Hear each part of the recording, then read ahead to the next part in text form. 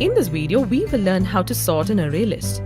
Let us now consider another problem statement. We need to print report of the students in the school in an alphabetic order of names.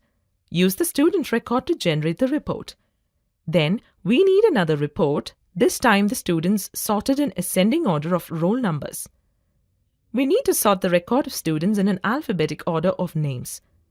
Let us first create a few student objects in the test class and add them to the record. Let us display the list before sorting. Now we will sort the list. The good thing is that Java API provides an easy way of sorting collections without having to implement sorting algorithms on our own. The collections class contains a static sort method that can sort array lists. Let's call the sort method of collections class and pass the list of students. There is a compiler error. The sort method is not accepting the student list. Can you guess why?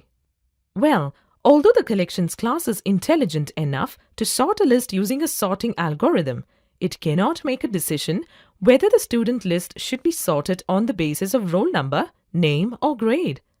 Instead of getting confused at runtime, it doesn't even accept the list unless we supply this information to the collections class. And how? There are two ways. Let's look at the first way. Do you remember interfaces for algorithm reuse? In Java, an interface type is used to specify required operations. The sort method only accepts list of those objects that are capable of getting sorted. In order that the student list becomes capable to be passed to the collection sort method, it should provide a behavior that helps in sorting itself. So, the student class should implement an interface comparable. Let's do that. The interface needs a type parameter to specify the type of objects we will be sorting. It's student in this case. Then override the method compareTo of the interface. The method accepts a single object of type student. We need to sort student objects based on name, which is a string. In this method, we should provide logic to compare names of student objects. If you remember, in the string comparison video, we used compareTo method of the string class. The compareTo method compares strings in dictionary order. That means the string class already implements the comparable interface and overrides the compareTo method. So, we compare the current object's name with the name of the student object passed in. Having provided the logic of comparing student objects, let's go back to the sort method. The compiler error has already disappeared, means the collection class is happy to sort the student list now. Running the program proves that.